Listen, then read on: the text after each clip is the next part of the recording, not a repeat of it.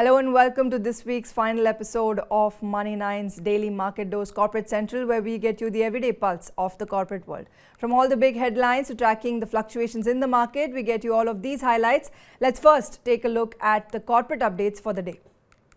Reliance Retail is set to bring Chinese fashion giant Shein to India through a strategic partnership over 2 years after the latter's app was banned in India, as per a Wall Street Journal report. The centre had banned Shein, one of the world's largest fashion retailers, from selling its products in India through its own app over 2 years back as part of the larger crackdown on Chinese apps following escalated border conflicts. Indian government has now approved the partnership between Shein and the retail unit of Mukesh Ambani's Reliance Industries. The partnership will see Reliance Retail set up offline stores as well as mark its presence online, possibly on the latter's Ajio platform. Shein is also likely to source its fabrics for its global as well as local manufacturing operations from India as part of a wider partnership arrangement with Reliance Retail. The partnership will include sourcing, manufacturing and retailing, the sources have said, and this comes at a time when US lawmakers, a market where Shein has a big presence, are urging the nation's markets regulator to get Shein to disclose its labor practices ahead of an IPO.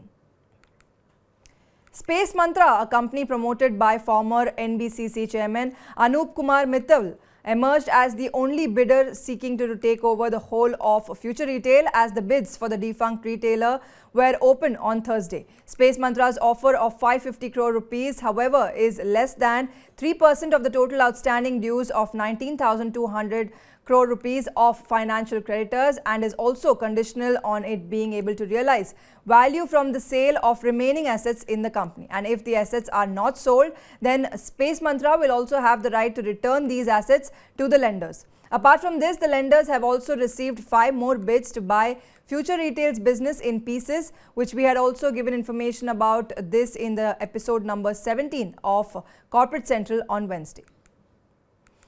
Private equity firm Everstone Capital is in talks to sell its entire 40.9% stake in Restaurant Brands Asia, the company with the master franchisee rights to Burger King in India and Indonesia.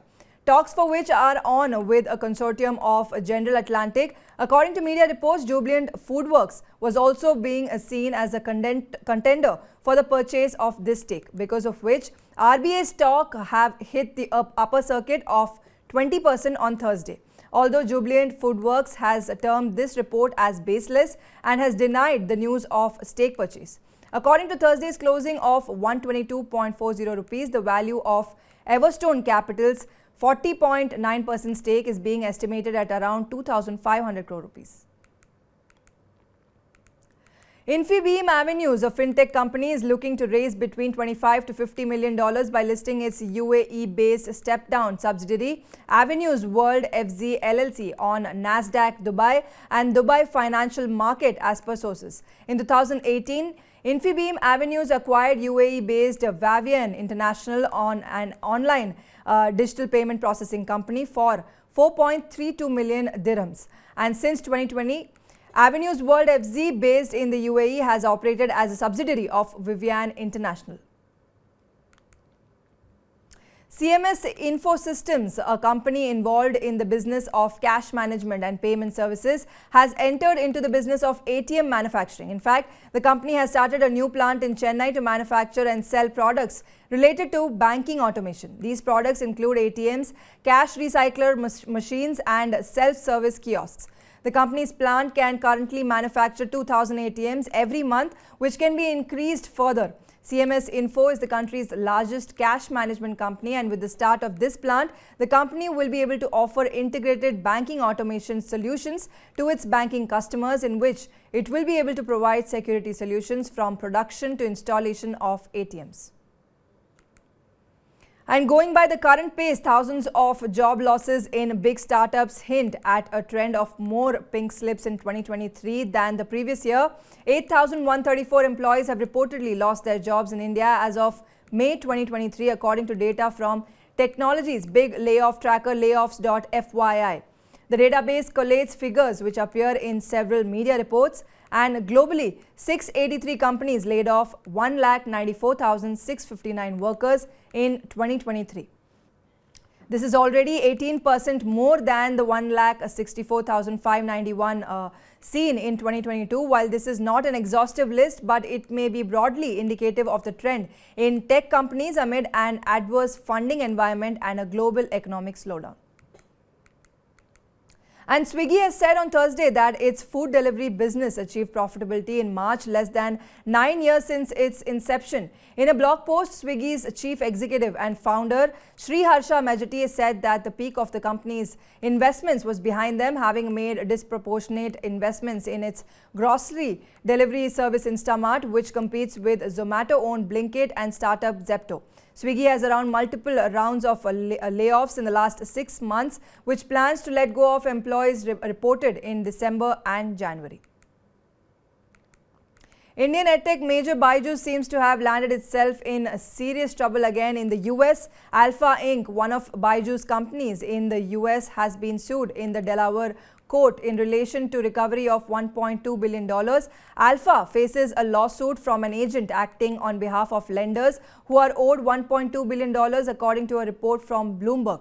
The suit was lodged by Glass Trust Company and investor Timothy R. Paul, naming Byju's Alpha Tangible Play Inc. and Riju Ravindran as defendants. Ravindran, who is the younger brother of Byju's Ravindran, is the director of Alpha, and the lawsuit has been filed as Glass Trust Company versus Riju Ravindran at the Delaware Chancery Court. Lenders claim that because of a default earlier this year, they have the right to put their representative Timothy in charge, and the despite is the latest setback for the high-flying startup founded by Byju Ravindran. That was all about corporates. Now let's take a look at those market stocks that were in action today and analyze the reason behind it.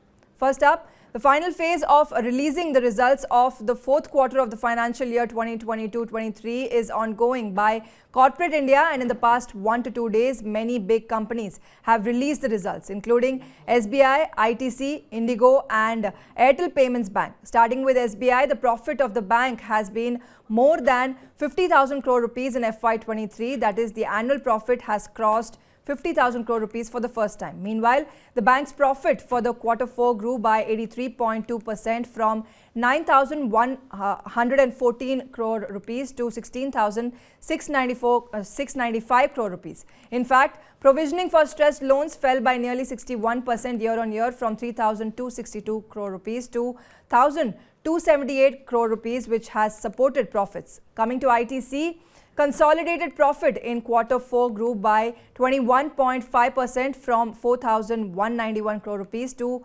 5,090 crore rupees, as all segments of the company performed well. Cigarettes, hotel sales remained strong and consumer demand for the products also remained stable. Also, consolidated sales during the period have grown by about 12.7% year-on-year from 15,531 crore rupees to 17,510 crore rupees.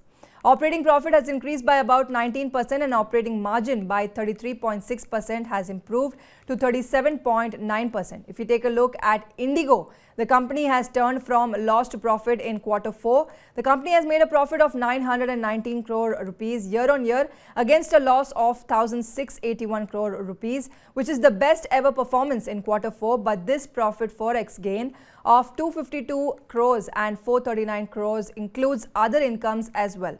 In quarter 4, the company's income has increased by 76.5% to 14,161 crore rupees, but on an annual basis, the company is still in loss. In FY23, Indigo has registered a loss of 305 crore rupees, though the loss has come down. The company had a loss of 6,161 crore rupees in FY22. The most surprising results are of Airtel Payments Bank. In FY23, the profit of Airtel Payments Bank has increased by 141% to 21.7 crore rupees. During this period, the company's income has increased by 37% to 1,291 crore rupees. Also, Airtel Payments Bank income growth has been the strongest in the fourth quarter, as quarter-on-quarter income of the company increased 19% to 379 crore rupees.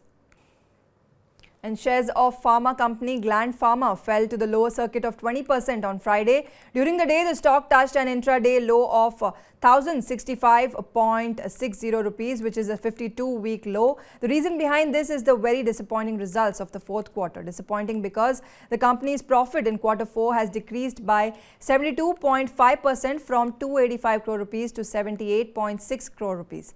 There are three big reasons behind the decline in profits. First, last year's base was very high due to COVID sales, which means there has been a decrease in demand. Second, the shutdown of production line for line upgradation at the company's Telangana plant. And third, a decline of about 29% in the company's sales. The company's sales during the quarter have been at 785 crore rupees. Also, EBITDA, that is working profit, has decreased by 52% at 168 crore rupees. There has been a decline in working margin of about 10%. Margins have narrowed to 21.5% as compared to 31.6% in quarter 4 last year.